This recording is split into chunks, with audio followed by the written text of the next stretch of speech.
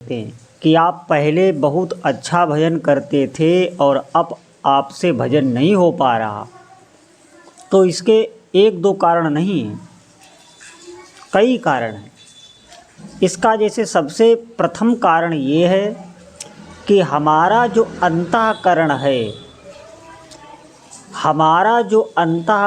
है वो 3 गुणों से प्रभावित रहता है, सत्वगुण, रजोगुण और तमोगुण से।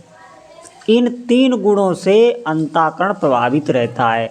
जैसे 3 तारों से, 3 फेसों से लाइट गुजरती है, बत्ती विद्युत का आवागमन होता है, उसी प्रकार इन 3 गुणों से हमारे कारण शरीर बना होता है, जिसे स्वभाव कहते हैं, और उससे हमारा अंतःकरण प्रभावित रहता है।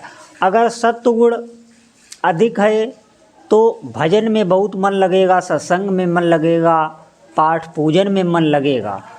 और अगर रजोगुण है तो कामनाएं, इच्छाएं की बाहुलता आ जाएगी, इधर जाएंगे उधर जाएंगे। आप सतोगुण की वृद्धि, रजोगुण की वृद्धि पर कामनाओं में विस्तार होता चला जाएगा, मन बहुत अधिक चंचल हो जाएगा रजोगुण में। और तमोगुण में आलस्य, भय, अज्ञान, निद्रा, धर्म क्या है अधर्म क्या है, अधर्म को ही धर्म समझने लगता है। ये तमोगुण प्रधान है। इसमें बुद्धि अज्ञान से, अंधकार से मोहित रहती है। इसीलिए साधक ध्यान दें।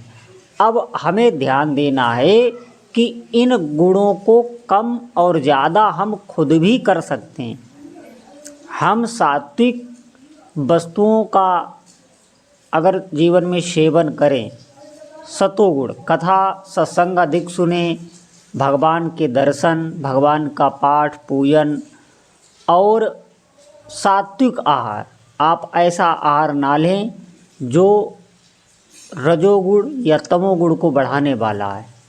बहुत अधिक गर्म, बहुत अधिक तीखा, प्याज, लहसुन, मांस, मदिरा, बेसन आदि, इनका जीवन में आपको इनको छोड़ना ही पड़ेगा।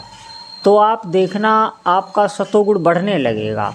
आप जब भी भोजन करें तो भगवान को ज़रूर पूछें। जैसे आप कोई वस्तु जब पाते हैं, भोजन करते हैं, कोई चीज़ आप बाज़ार आदि में भी जब खाते हैं तो आपके जो साथ में है आप उससे पूछते हैं क्या भाई खाओगे। इसी प्रकार आपको कोई भी वस्तु ग्रहण करनी है तो सबसे पहले आपको अपने इष्ट देवता से पूछनी है कि प्रभु आप पाइए। आपको आंखें बंद करके मानसिक एक अपने प्रभु का चित्र बनाना है और उनके आगे वो वस्तु परोसनी है कि प्रभु आप इसे ग्रहण कीजिए। उसके बाद आप पाएँ तो आप देखना आपके भीतर रजोगुण, सतोगुण बढ़ने लगेगा। सतोगुण के साथ ही रजोगुण भी रहता है। अगर आप ऐसे लोगों का संग करेंगे जो काम से आतुर रहते हैं, इधर उधर जिनका मन चंचल रहता है, जो विष्णु में लगे रहते हैं, जिन्हें भजन साधन से कुछ भी मतलब नहीं, जब ऐसे लोगों का संग हो जाएगा तो आपका रजोगुण बढ़ जाएगा। और ज्यों ही रजोगुण बढ़ा, आपका भजन स्वाभाविक ही आपका मन नहीं लगेगा। ज्यों ही आप भजन में बैठेंगे मन चंचल हो जाएगा, इधर उधर कामनाओं में भागने लगेगा। और आप क्या करते हैं, उस समय आप नाम जप भी छोड़ देते हैं। सबसे बड़ी गलती यही करते हैं। जब भी आपको रजोगुण प्रभावित करे, तमोगुण प्रभावित करे, उस समय आप ज़बरदस्ती नाम जप कीजिए तो भी ये शांत होने लगते हैं।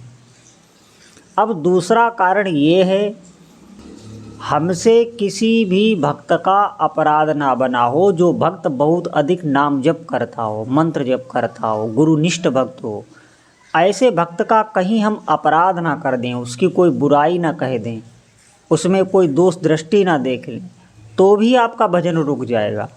क्योंकि आप तो नहीं जानते हैं, हम ये बात नहीं जानते हैं किसी भक्त की आंतरिक स्थिति कैसी है, कितना वो भजन में आगे बढ़ा हुआ है, और हम उस पर दोष दर्शन कर देते हैं, उसकी निंदा कर देते हैं, जिससे हमारा भजन रुक जाता है।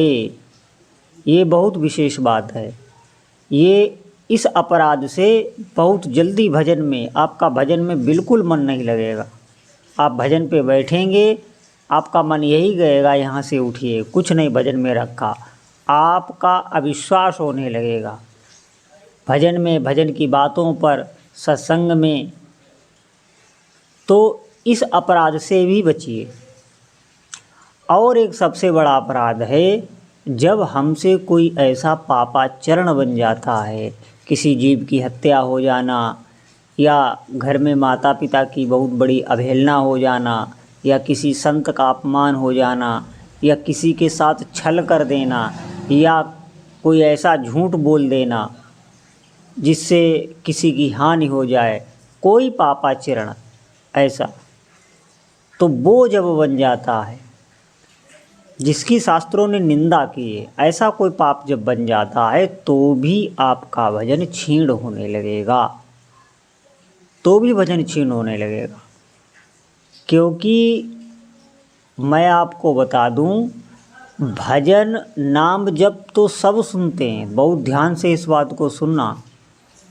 नाम जप की व्याख्या सब सुनते हैं, महिमा सब सुनते हैं, और हर जीव को पता भी है कि एक ना एक दिन मरना है, ये शरीर छूटना है। हमें सुख की प्राप्ति कैसे होगी, इस शरीर में जो भय व्याप्त हैं उनसे हम कैसे बच सकते हैं, कैसे हमें दिव्य आनंद की अनुभूति होगी, ये बातें सबके भीतर हैं और सब जानते भी हैं। फिर भी जीव भजन नहीं कर पाता। इसके मुख्य दो ही कारण होते हैं, ध्यान देना। एक तो कामनाओं की अधिकता, ध्यान देना इस बात पर। कामनाओं की अधिकता आपके भीतर होगी तो आप देखना आपका भजन नहीं होगा। आप बैठेंगे और तुरंत ही कामनाएं बनने लगेंगी। कामनाएं बनने लगेंगी तो उनकी पूरी करने की इच्छा जागृत होने लगेगी और आप भजन से उठने लगेंगे। कामनाओं की अधिकता से कभी भी भजन नहीं होता। जब आप भजन में बैठें उस समय आपकी कोई इच्छा ना हो, केवल भजन करने की ही इच्छा हो, भगवत विषय की ही इच्छा हो, संसारिक कोई इच्छा ना हो, तो आप भजन में बैठे रहेंगे।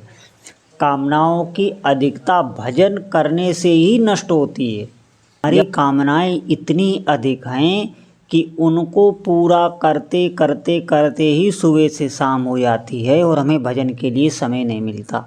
ये सबसे बड़ा कारण है, कामनाओं की अधिकता। हमारे हृदय में अभी तक संतोष नहीं आया। संतोष कब आएगा? जब आप ज़बरदस्ती भजन करेंगे। कामनाएं हैं, कामनाओं को मार कर आपको बैठना होगा। धीरे धीरे आपकी कामनाएं नष्ट होने लगेंगी। कामनाओं की अधिकता बाढ़ जब तक रहेगी और उनको पूरा करते रहने में आपका पूरा समय, पूरा जीवन ही चला जाता है।